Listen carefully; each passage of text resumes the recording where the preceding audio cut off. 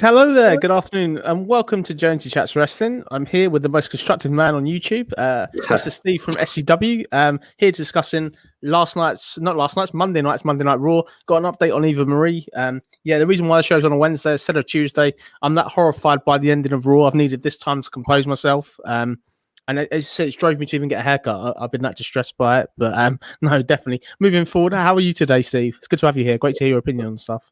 Very well, mate. I'm pleased to say you had a haircut and it didn't fall out after all. It's that stressful, isn't it, these days watching it? I'm glad you gave me an extra 24 hours because I think I have a chance to be constructive, try and say something positive about the show. I'm still struggling, mate. So we're going to get through this and see how we go along. But hopefully we're going to have some fun along the way. Definitely always good to hear your opinion. So we're going to break down Raw. We're not going to go in every single detail of Raw, but we're going to go over the key stuff. There's quite a few key points. Got a big story on Eva Marie at the end of this video. We've also got a new feature debuting this week, Steve. We've got a question as part of the Off the Top Rope section, the Q&A question we've had in from Twitter, which we'll be doing. We'll be throwing that out there every week. If anyone's got a question for us every week, just drop it in the comments or on Twitter, and we will answer that. Got a comment already to say what we're thinking straight away.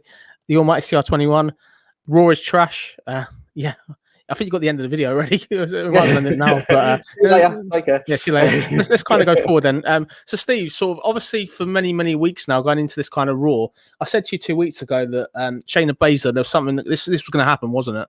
And the fact it actually happened the way it did you think it was worse, or did you think it had some decorum the way they did it at the end? Before we break it down in detail. Yeah, I mean, this is what we're going to say about it. I hated it. I didn't like it. Don't go too into detail. Just a tease. No, I won't go too into detail. But what I will say is that I wasn't bored, which I will say that is positive. Definitely. Okay, so let's get into this Raw show. So the Raw show we got obviously opens up. Unusually, they've announced quite a few matches before. We've got a battle royal. Which is strange. Obviously, great to see it. Loads of wrestlers in the ring. Crucially, one team gets their entrance theme, which just kind of says it all, really. Looking at the kind of the competitors, it was okay for me. I was quite excited about the Battle Royal. Where it kind of falls down is the fact this doesn't start as a match for once. We've got like a 20-minute promo that goes on and on and on. You've got AJ Styles there. He starts off the promo as a babyface, like it's a babyface turn with no explanation. He then goes heel during it. Crucially, it does end up with this match. For me, I enjoyed the match, but where the failure is, there's only certain teams with one member because of injuries. It would have been far better to have this as a singles man battle royal, and I would have been far more believable who could have won it. Maybe you knew that the Miz and John Morris had no chance because there's only one of them. You knew that the Luchadors had no chance because there's only one of them. Crucially, the Viking Raiders do get the win there, which is a great win for the Viking Raiders, which is great. I know you don't want to go to Arcade Bro already based on the fact that they're too good to be at that level already, so it's quite clever. What did you think of the match and this very long opening promo? Let's start with the promo because that's what kicked off Raw. It just dragged. I'm a massive AJ Styles fan. AJ's one of my favorites, but I mean, this is partly what's problems with Raw each and every week is the fact that they take something that doesn't need to be longer than a couple of minutes and they drag it out 4 or 5 times longer than it needs to be. And I think that is the problem of why I struggle to connect to the show. Let's take the creative out of it. I feel like I'm aging every time I watch Raw. And this is some of the key 101 reasons why. This didn't need to happen. And the thing is as well, there's been so little tag team wrestling on WWE. The fact you brought the teams in there just to literally bury them one by one. And it's just like, what are you doing? Like, we've not even seen Lucha House Party and Mason T-Bar till last week. Let's try and build people up so we can be invested in the characters going into the Battle Royal. Battle Royal itself, actually thought, yeah, I agree with you with the single man's Battle Royal. That could have been actually a better way to have gone about it. But I didn't mind the Battle Royal for what it was. I actually enjoyed a couple of moments of it. It went kind of how I predicted. I did my own Q&A this week and people suggested how they thought it would go. And I did think it was too soon for New Day and RK Bro to be breaking off that storyline. They should continue on hopefully to the pay-per-view. And as well, we've got a different tag team that wins it. I thought it would be Mason T-Bar, but I'm much happier that it's the Viking Raiders because if AJ and Omos are going to be a heel tag team, I don't want to see heel versus heel. You saw that disconnect with Elias and Jackson Riker. Viking Raiders feels a better connection. The only disappointment is that the rivalry already seems to be based off turkey legs. Yeah, let's go into that then. You beat me next. So, yeah, the Viking Raiders, I was happy to see them win. It's a great move. It's something new. But the next segment we go into, the Viking Raiders are there with a turkey leg. Omos is mocking them. There's no retort. There's no comeback. You know what I mean? This is, you give these guys a win, then you bury them in the next segment. Totally mess at all levels for me. I really didn't enjoy it. I know these guys got no realistic chance of winning the tag team titles, but for them not to get any sort of retort on it, I know they've been in a battle royal. It just, it seemed really stupid. 1 foot forward, 2 back for me. What did you think of the segment? Yeah, it's just weird because I mean, you look at you said the Viking Raiders have got no chance of winning the championships, which of course in WWE terms they don't. They're one of the best tag teams in the world. Like they're working Ring of Yeah. Honor, they work outside in NXT as well. Phenomenal stuff. They put on great tag team matches. They've faced against some of the best in some of the best tag team matches, and we put them on WTV, and this is all we can put with them. They've got a different character, a uniqueness about them. Yes, okay. You know, I'm not sure if I'm connecting fully with the Raid all the time, but at the same time, they're different. Push them, like make them seem like a threat. That's what's the problem with things in WWE right now. And the thing is that we know already it's pointless doing the match because AJ and Omos are going to keep the belts until they face RK Bro, and then that's the point you're going to turn around and say, I might think there could be a title change. Is this getting to the point now where it's too predictable? Like it's too obvious, like a bit like with Roman Reigns in a match every single month. You know that the Viking Raiders have got no chance, which makes it, you know, you're going to enjoy the in action. You like to see a new match, yes, but the fact they've got no chance in winning, I question that. It's a shame. I think they needed to build the tag teams up going into this. I think this should have been something they did in a couple of weeks. At the moment, we're just stalling for time until we get to SummerSlam where we get this dream match of RK Bro versus AJ Styles and Omos. I think that's what they're doing. But have you got anything else to add before we get to the comments when we move forward with this Raw show?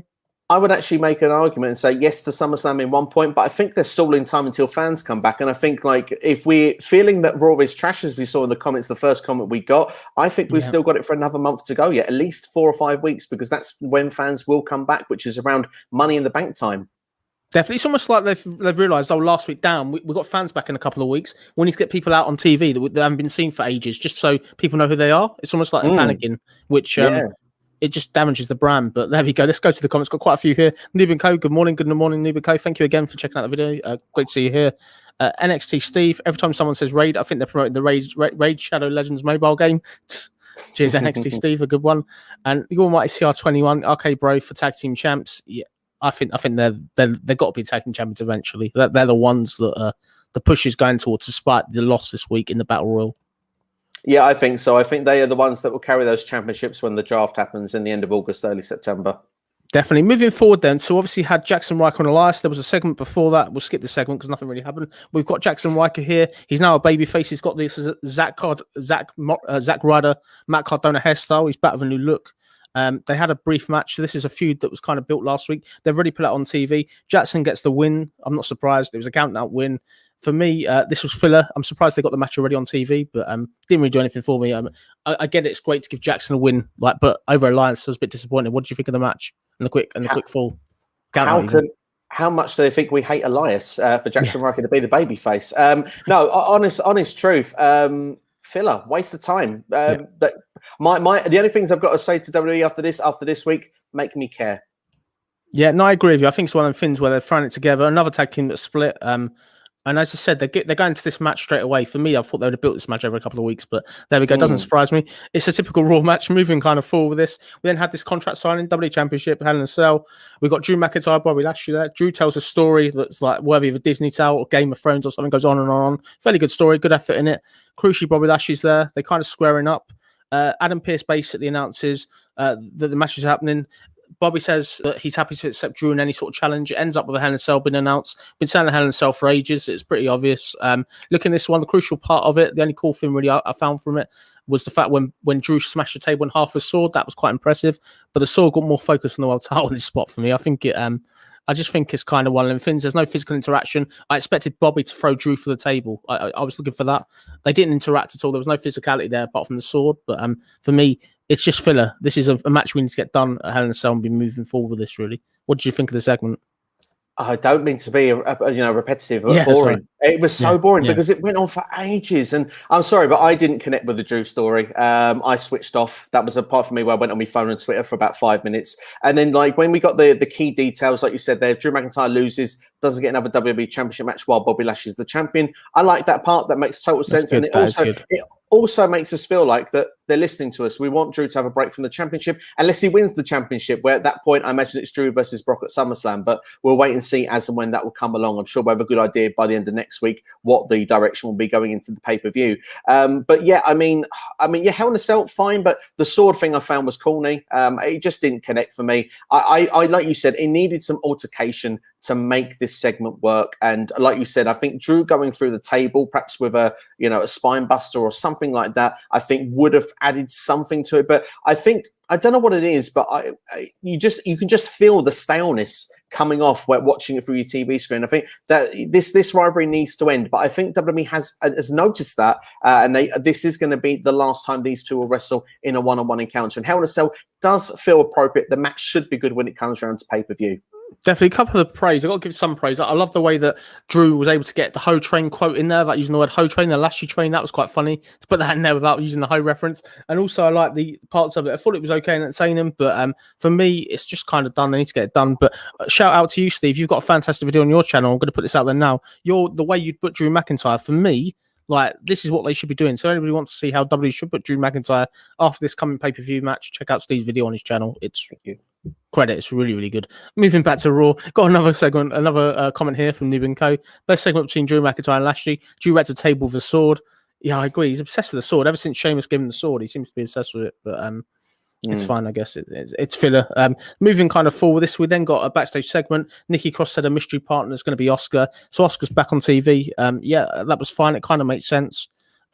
Yeah, I was okay with that. It was great to kind of see Oscar back, but secretly, part of me was hoping she'd have a break off TV. What did you think of Nikki Cross saying that Oscar was going to be a partner in this tag match against Rhea and Charlotte that was organised? It kind of made sense. I mean, as a partner, like you said, I was okay with it. You sometimes think, I had a wonder, because she said superhero. I wonder if it was going to be like Mighty Molly Holly coming back for a while-off match. I thought that was where it was going to be going. But no, I mean, it was what it was. The only problem I had was we again had champion and challenger storyline. We've had this so much this year, and it's the most Bianca and Sasha on the road to WrestleMania. We had it with Rhea and Oscar. Now we've got it with Rhea and Charlotte. We know they're not going to get along. We know they hate each other. Why don't you just go off what they did in the past at WrestleMania 36 and how Rhea needs her win back? It's the most obvious storyline in the world, and they don't do it. They're going with this avenue instead. I suppose it's building Nikki Cross to perhaps have a championship match at some point further down the line after the last 2 weeks with these beat the clock challenges. But I'd rather them focus on the feud they've got rather than building to the future at this point. They can do that the night after. I would question what the point of Nikki Cross is in this, unless it's going to be a triple threat. I just think they put so much effort into getting Nikki Cross over, wins over both of them, even questionable circumstances. It's one of them things. And by the time it gets this pay-per-view, I've got no excitement for this match, unfortunately. I'm not Mr. Negative today, but I just feel like I've seen it so many times, and I feel like I've got no real care. Even though in ring, it's going to be really, really good, which is a shame. And that's the thing. We haven't seen it so many times either. We saw it at WrestleMania last year, and yes, they've been interacting in the triple threat match. But like you said, it feels like it's just like we've seen it on. It feels like it, and I think that's the problem. We need to make to feel excitement, some buzz, something about the match that makes you think, okay, I can't miss this, and that's what's missing in the whole of Raw. Because on SmackDown, we're completely two different sides of it. We're on the opposite. We're going, Roman's the best, and what they're doing with Baron Corbin seems to work. It's like, what's going on? How can you not be invested in Rhea Ripley versus Charlotte Flair? It's a great match. And how can you not be invested in this tag match? Oscar and Nikki Cross are fantastic workers, but the way it's being booked and the way it's being presented is so poor. They could do so much more. I have to say, and it's completely off tangent, George, but please just let me just say credit to the NWA and what they did last night with Mickie James as well, coming out, an all-women's pay-per-view coming to that brand later this year. And hopefully they work with other people that have been released with WWE, maybe some other companies as well. Kylie Ray has come back to the company.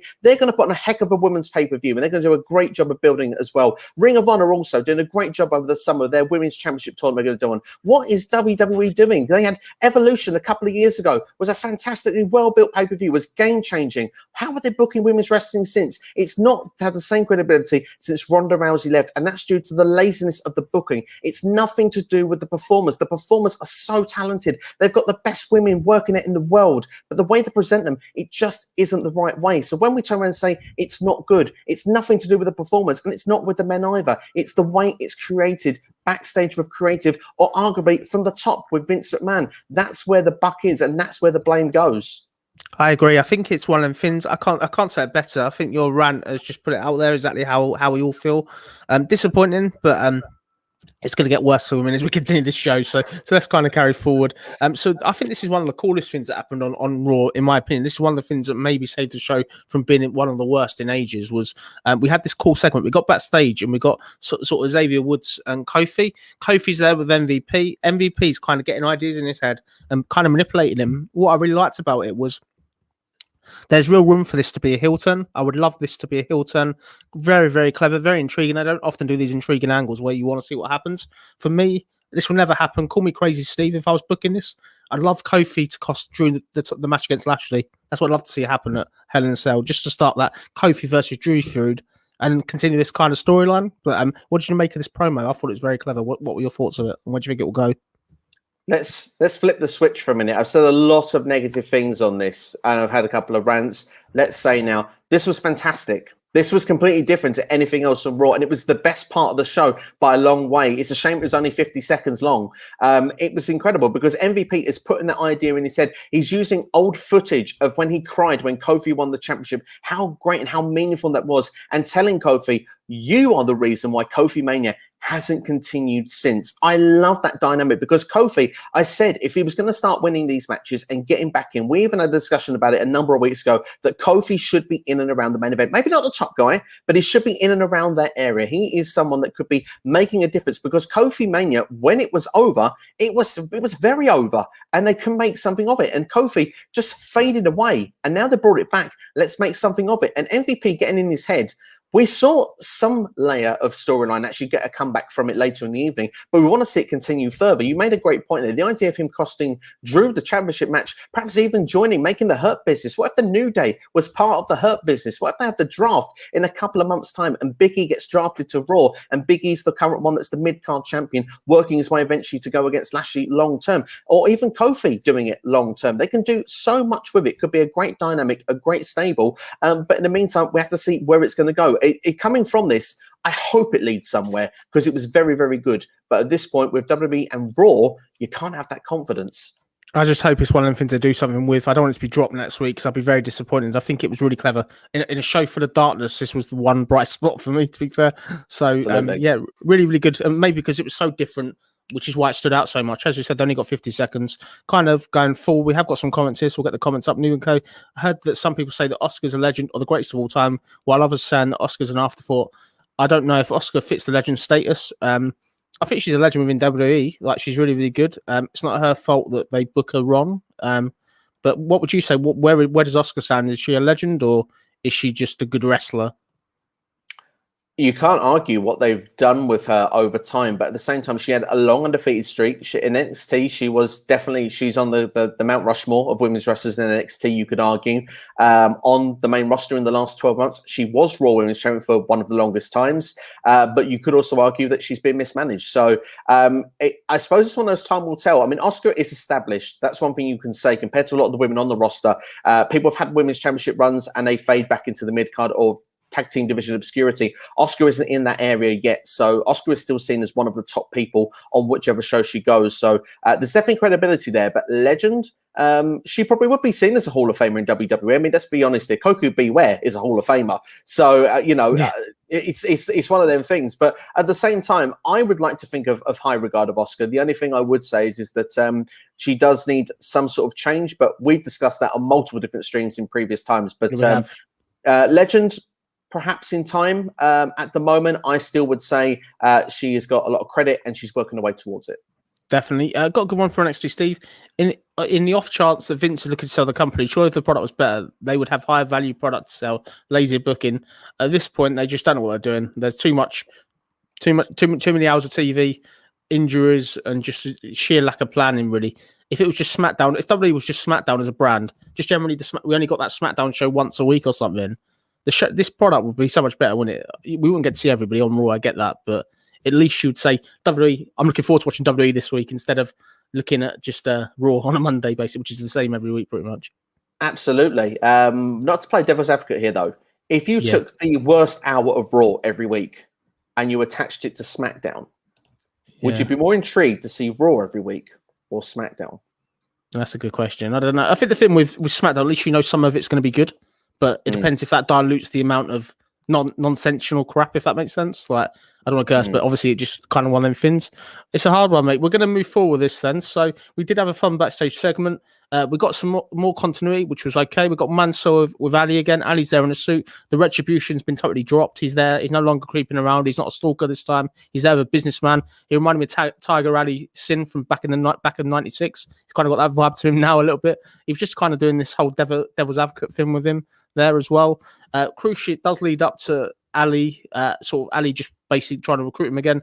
Mansoor does have a match later on the show. We might as well mention it now. He does end up sort of beating Drew Gulak. The Mansoor pushes on. I'm looking forward to seeing where this goes. I don't trust WWE to follow it up though, but I'd like to see Mansoor and Ali do something with it. What did you think of the match in the segment? Yeah, I didn't mind this. Like you say, you don't know where it's going to go yet. It could lead to a tag team, could be rivals, but Mansoor took the advice on board, saw Gulak was going to cheat, used it to his advantage, made sure he picked up the victory. This had a bit of logic in the booking. It followed on. The question is, like you said there, is this going to be our main event in a month, or will we still have it on Raw? I hope it stays on Raw because it's one of the positive sparks. Definitely. Moving forward, we then had this Jeff Hardy, Cedric Alexander match, and Cedric Alexander lost to Jeff Hardy. This is Jeff Hardy's first win since January 11th, where he was able to beat Elias by pinfall. So Cedric Alexander's fallen that far down the totem pole. He's losing to Jeff Hardy here. I get that Jeff Hardy's got new music. I get that there's a push imminent, as you said before, but I'm just disappointed to see Cedric so far down the card. What did you make of this non-central match? Did you enjoy it? And was it the right result? It was okay. I would have preferred Cedric to go over, but as I made a bold prediction on your Q&A last Friday that Jeff Hardy was going to start to get some form of push, get back on Raw, and then No More Words will eventually be coming back when fans return. It makes sense that you would bring Jeff Hardy back on Raw at this point to start working his way slightly up the ladder. And Cedric is not a top guy right now, so there is no real harm in him losing. So for me, this was okay. It doesn't do anything that I'm turning around saying I'm going to remember it in a month. Not. But at the same time, you got to start somewhere. And I think the Jeff Hardy push, I stick with the prediction. I think it's on. I hope he wins next week. He's got to start winning matches. Now he's won this one match. I hate it when they win one match and then they go back to a count-out win or a loss the week after. It's just so stop-start, isn't it, unfortunately? Yeah. That's the crucial thing. If you're going to have momentum, keep it. Definitely. So, going to go forward, obviously, with this, we then had a tag match with Nikki Cross and Asuka facing Rhea Ripley and Charlotte Flair. This was a typical tag match. It was pretty good in ring. Crucially, Charlotte and Rhea Ripley fall out, which obviously happens. Nikki Cross then gets a pinfall and ends up getting the win. So, another win for Nikki Cross. You've got the champion and the number contender both getting beaten here. For me, it's okay. I just expected this to kind of happen, but I just kind of was bored by this match. But by the time the outcome happened, it was so predictable. What do you think of the match and the finish? The match quality was fine. All the women, like I said, are good workers. But this is poor booking. This is bad booking. The thing is, your champion is getting beaten in ring. Your champion looks a bit like an idiot. Charlotte Flair as well comes out with credibility, but Nikki Cross gets a victory, which doesn't mean a lot because she's not earned it again for the third time in a row. Her and Asuka are dancing on the announce table, like won the lottery. It's just like and the thing is, it's like why? Because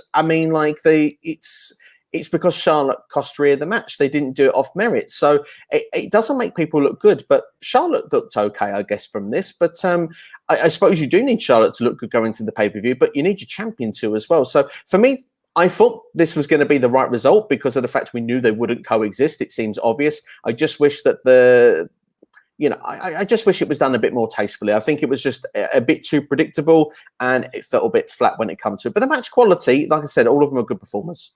Yeah, I think they're all good. I just think we need to move forward, as we said earlier. But it's okay. I just want to see him do something for Nikki Cross. If she's obviously got these wins now, so I guess that she has to have a title shot at some point with this. I'd love to see them give her some sort of title shot off the back of it, rather than just win matches again and again to get one up over the Charlotte and Rhea feud, if that makes sense. But moving forward, we then had our main event. This was our official main event of the night. This was actually really, really good. It's Riddle versus Kofi Kingston. Very, very good match. They didn't get much time, but the time they got was pretty decent. Love quite a few of the spots. I love the counter to the road Derek slam. Kofi get the trouble in paradise. So Kofi picks up the win. Kofi's push is on, as you've been saying for many, many weeks. This guy, I think, will need to be challenging for the world title after Hell in a Cell. I could see him having a title shot at Money in the Bank the way this is carrying on. What did you make of this match and Kofi getting another win? Yeah, I like the way it was put together. I like the fact as well that Riddle got a bit too excited trying to do Randy Orton's moves as well, and see the disappointment in Randy. One of the things I like about Raw as well is the old key thing. I don't mind that little bit Yeah, with Randy it's quite Orton and funny. Riddle. It's you know it will get a bit old in a couple of weeks, but for Yeah. now I can still tolerate it. I think it's quite amusing. But yeah, I kind of enjoyed this, and like you said, Kofi, you know, he's used the things. He's got a bit of aggression in his game. He was made sure he got the victory here. One thing in the idea is that you said the idea potentially of him costing Drew the match at Hell in a Cell. What if Lashley loses the championship to Drew McIntyre? And MVP is already thinking ahead of the next challenger for someone to be under his wing to push for the belt against Drew. There's certainly different ways and avenues they could go about this. One thing I'll give credit here is I thought it was a foregone conclusion that Lashley would retain the championship against Drew. After this week's Raw, forget the contract signing stuff. I was not into that, but like the way they've put with Kofi here, it has thrown a bit of a swerve in. And I would turn around and say that I think it makes more sense for Drew to win the championship in front of fans if they're going to do it. I don't see the point. He can carry it in front of fans, but it makes sense if he won it in front of fans. So I think that Lashley winning is the right result, but I wouldn't be surprised if they went the other way. I think more likely, my money would be on Lashley at this point. I think Lashley retains, and I could see Lashley versus Kofi with MVP kind of in the middle of who wants the back, really. I think that's kind of the way they'll go down. But yeah, if Drew wins, it would be a shock to me. I wouldn't see that coming, but I love the intrigue. I love that there's that question mark there. It doesn't make it as predictable, which is really, really good. They need to just play on that in the coming weeks. I think they really need to play on that before the pay-per-view. Let's move forward then. This is something we didn't want to talk about. Yeah, I think to get us in the mood of this next segment, let's just play a little clip of the reaction online to how people are reacting to this next spot. Aptly named one of the worst moments in Raw history. Let's just see if it really is. Please look at this little clip and let me know your thoughts.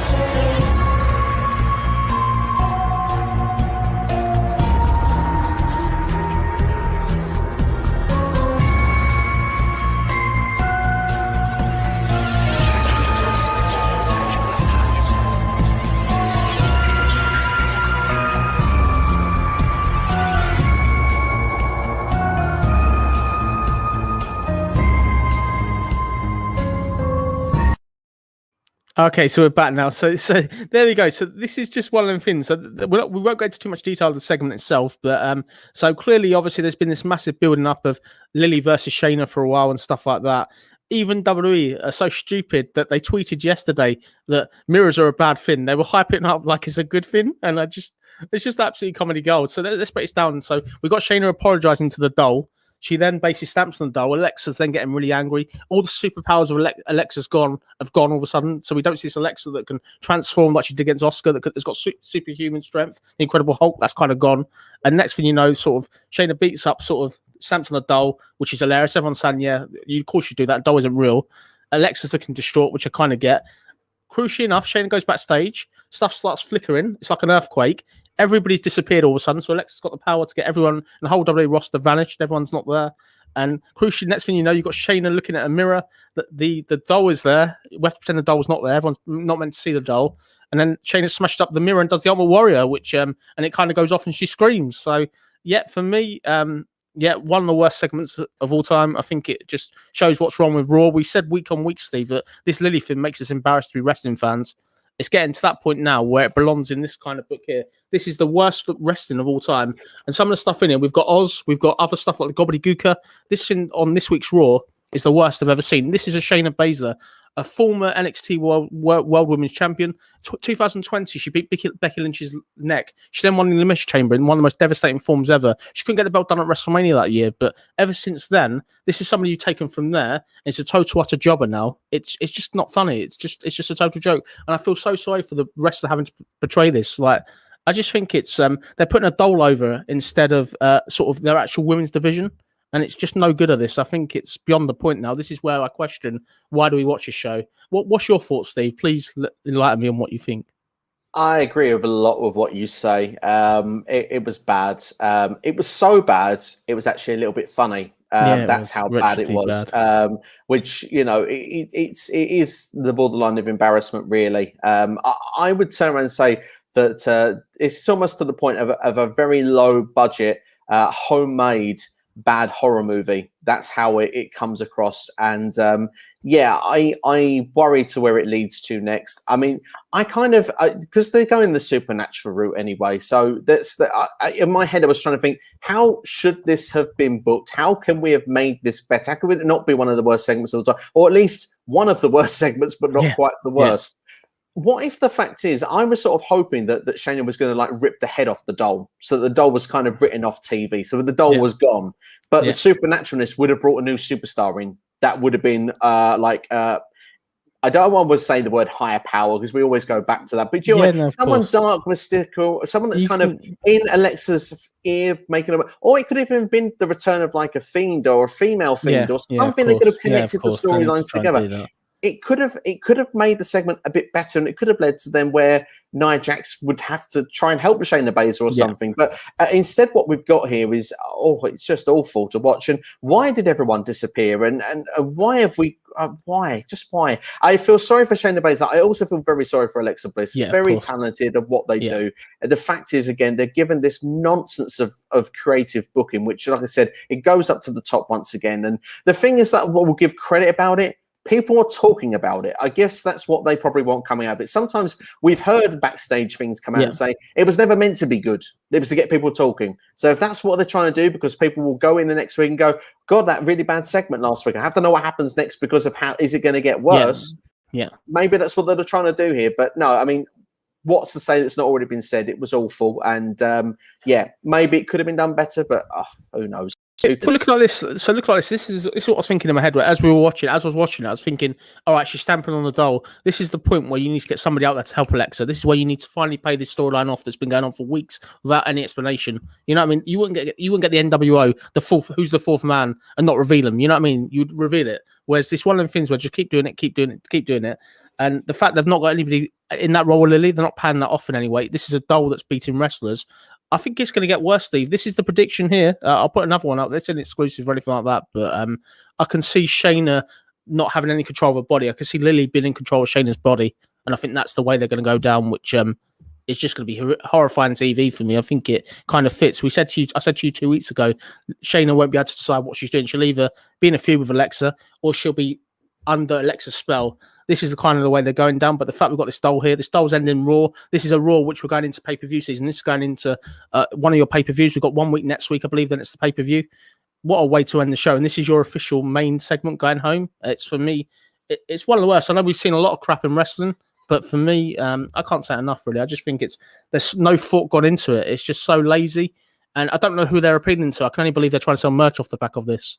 Have you got anything else you want to add with this?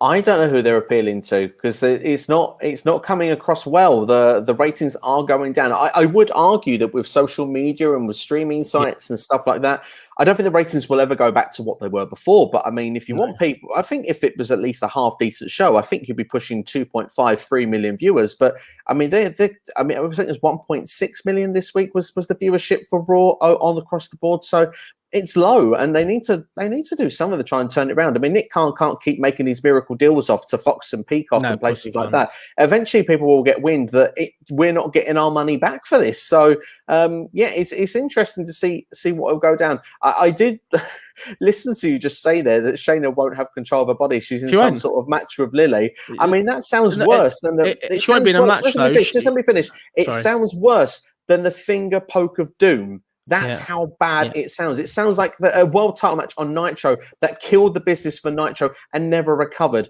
It feels like the exact same thing. And you've gone straight to the book there. I can see. What have you got in the book there that could even equal or rival what we've got here? I'm just trying to find out what we've got. We've got Abdullah the Butcher in an electric chair. That's not. At least there's thought in that. At least there's some thought in that. We've got the Mae Young hand. That's another one. Duke the Dumpster Drosey's another one.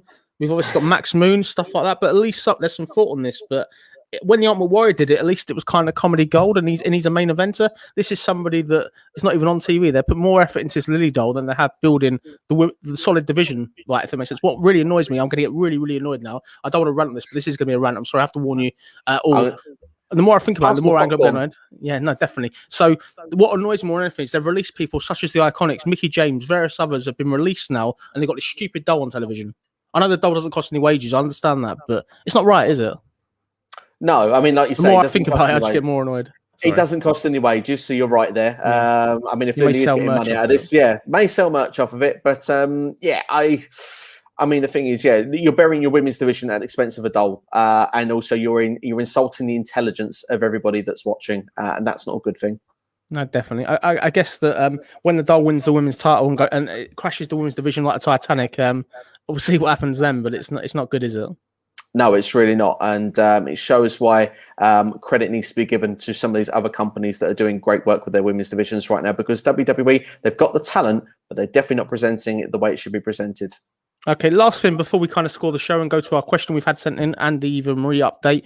What I was going to say, last thing with this is, do we see some positivity coming out of this? Do we see that Shayna will get a push at the end of this? She may not be under her own sort of spell as such, but do we see that this helps either Alexa or Shayna get to the women's title in some capacity by the end of the year, based on the superpowers they're both going to probably have now? I'm going to keep it positive. No, I'm going to keep it negative. Braun Strowman was in the championship match a couple of weeks ago on pay-per-view and is no longer with the company. Why would you be invested in any character right now? You don't know if they're going to be around in 6 months' time. So not to be horrible, but that's kind of you as a fan. How can you be invested? They need to find a way to get us invested. Definitely. Let's go to the comments. We've got quite a few ones here. The Almighty CR21, the best edit ever. I guess that's the custom video we put up there. Yeah, just some of the worst things. But the only highlight of that part was Randy Orton Undertaker. That probably shouldn't be in there. That wasn't that bad, but the rest of them were kind of funny. Official TNT 2K. Is this the worst Raw ending ever? More like the worst wrestling show on the planet. I guess it's one of the things. We kind of knew what was coming. We should probably expect it, but I'm still going to rant. I think it's... I feel better now I've ranted. I feel much better, which is good. I didn't feel better after the end of Raw, that's for sure. Like, I didn't watch it live. Noob and Co, we got one here. The Alexa segments this week is way worse than Alexa and Oscar matches earlier this year. I agree. At least with the Alexa and Oscar segments, Alexa obviously had the superpowers and stuff, but at least it was Alexa getting the benefit of that. She's getting the push off that. It isn't a doll that's not going to do anything. You know what I mean? I agree. I totally agree. And I got one last thing to say before we score the show. What do you think the fans are going to make when they come back? I can see if the fans are here, we're going to get We Want Wyatt chants, and they're going to crap all over this. So I really wish fans were there now. Yeah, I think that, like I said, I think they'll put some effort in when fans come back. I think they've forgotten what it's like that they can just put out what they want. It's almost like, well, we'll do anything because no one can boo it. No one's watching. It's almost as if no one's watching because people aren't watching and people are turning off. So yeah, it needs improvement. It needs to be improved very, very quickly. But as Noob just said there, the stuff earlier this year, which I thought at the time couldn't get worse, they're finding a way to make it worse. So if we think this is bad, who knows what they've got in store in a few months' time? Yeah, definitely. Let's go forward then. So let's score the show just before we go into our last two things. If you're going to score the show out of 10, do you want to go first or should I go first? I don't mind. I go first if you want me to. I'll give it a 3 out of 10. It's about the hours of the show. So it's pretty generous. I would go. Yeah, I'm going to go 3 out of 10. I think there is some good stuff there. The Kofi finish was great. The Riddle versus Kofi match was good as well. The Battle Royal wasn't bad in concept, but the absolute crap that ends a show ultimately brings it down. And whilst this continues, I think every single week we're saying the same thing. Can it get any worse? That's the key thing there. Can it get any worse? What do you think, Steve? Why do we keep putting ourselves through it? Why do you keep putting ourselves through it? I agree. Yeah. Because we're wrestling fans, mate. I'm being rude. If this was 1992 and I was 7 years old, I wouldn't have a choice to be able to switch off. I would have watched it anyway. But now I'm at this age where I'm an old man now, seeing dolls and stuff like that, I just can't connect. And like when my wife walks in and watches it and sees it on television, I'm just like, this is crap, isn't it? And she's just like, what's that crap? And I'm like, it's just, how do you explain it to somebody who doesn't watch wrestling? I mean, it's the point you want to hide behind the sofa or just change the channel. I don't know which is easier these days. Definitely. We're going to quickly go to the comments. So we have got a comment here from West Coast Popcast. They have sent in the question. So thank you for your question, West Coast Popcast. This is for off the top rope section. So if you've got any questions of wrestling, please send them in on Twitter or in the chat up below after the stream. We'll try and read them once a week. And we're just going to do a general question in the Q&A. So we'll go to this one. This one has come from West Coast Popcast. That's a great channel. Thank you for the question. Do you think Shinsuke and Corbin feud is leading to the next King of the Ring? If so, who would you want to see in the tournament? Fantastic question. I will answer. I don't think it's leading to King of the Ring. I would love it to be leading to the King of the Ring. In terms of people in the tournament, they just need to push people. Like I'd love to see Ali, Ricochet, people like that are not getting time. Who would you like to see in the tournament? And do you think it's leading to a tournament? I don't think it is. I think it's going to lead to either Nakamura or Corbin having the crown long term. Yeah. I think that the match will be match 2 on the pay-per-view, depending on which way they want to go.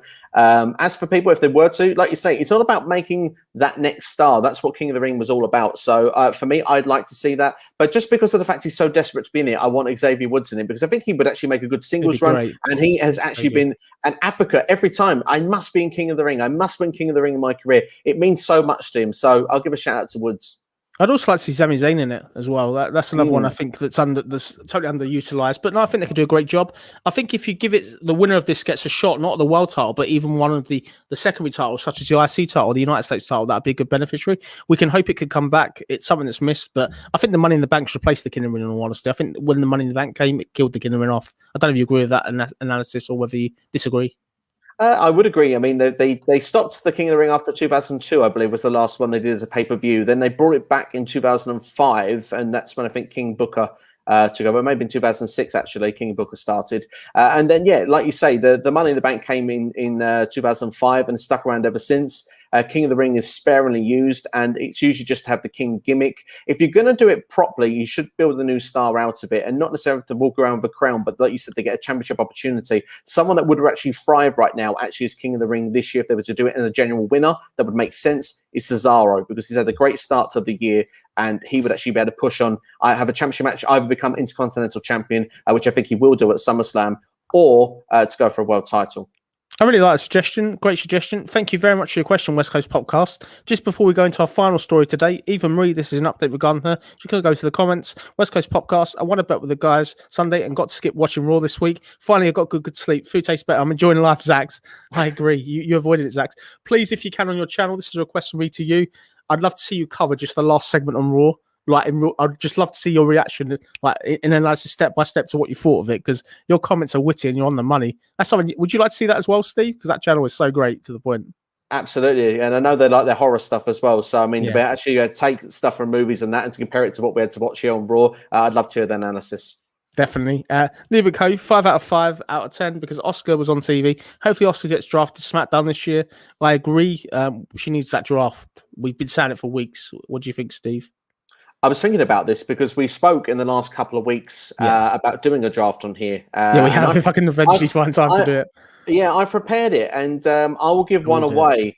I kept Oscar on Raw because I think the one that needs to move most of the people on Raw right now is Charlotte, because if Charlotte stays on the same show as Oscar and as Rhea Ripley, none of them are ever going to get a push, and I think Charlotte should be the one to move, because in that way Charlotte can have fresher opponents on SmackDown, and then we don't get Oscar versus Charlotte every week, and we don't get Rhea Ripley versus Charlotte for months and months upon end. But Oscar does need something, I would agree. If it's not a draft to SmackDown, as said many times before, she needs a heel turn. That sounds good. I promise we will do the draft at some point. I'm sorry, life gets involved, and just generally Dominic Doles have taken over. I'm sorry about that. But we've got one here from NXT Steve. Austin 360 promo from King of the Ring is a prime example of somebody getting over by sort of winning. I agree. I think that's a one-off, but then I think loads of other King of the Ring winners have gone on to be stars. Triple H, Rock, we can go on and on. There's only other people that have gone on and sort of done well out of being in the King of the Ring and winning it and stuff. Have you got anything to add in the comment?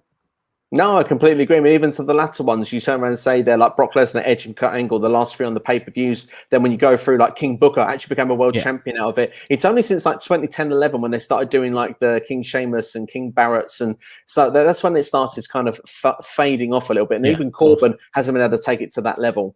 Definitely. Moving forward then, so our final news story today, this is an Eva Marie update. So we obviously know Eva Marie is debuting next week. Strong conjecture about what's happening with her, so let's go into it. So Eva Marie, they are scared to let her in the ring, apparently. She is supposedly not that great in the ring still, so they are trying to delay that debut, but she's going to be there, and she's going to have a bodyguard or manage somebody. And 2 of the people that have been named, supposedly, we may be getting a Mercedes Martinez or Piper Niven from NXT UK. Forgive me, I don't watch NXT UK. I should know her name, but Viper, isn't it? Is her name Viper in NXT UK, Steve? She is Piper Niven, but she was Viper on World of Sport. Oh, thank you for correcting me. I knew you'd know. Thank you. So that's the 2 that are rumored to be going up with Eva Marie, either one of them. So what does that mean overall? It means that Mercedes Martinez, she's got this match on Sunday. That could be a last match in NXT, maybe. For me, strange fit, because I think Mercedes Martinez is a really good wrestler. I don't think she needs...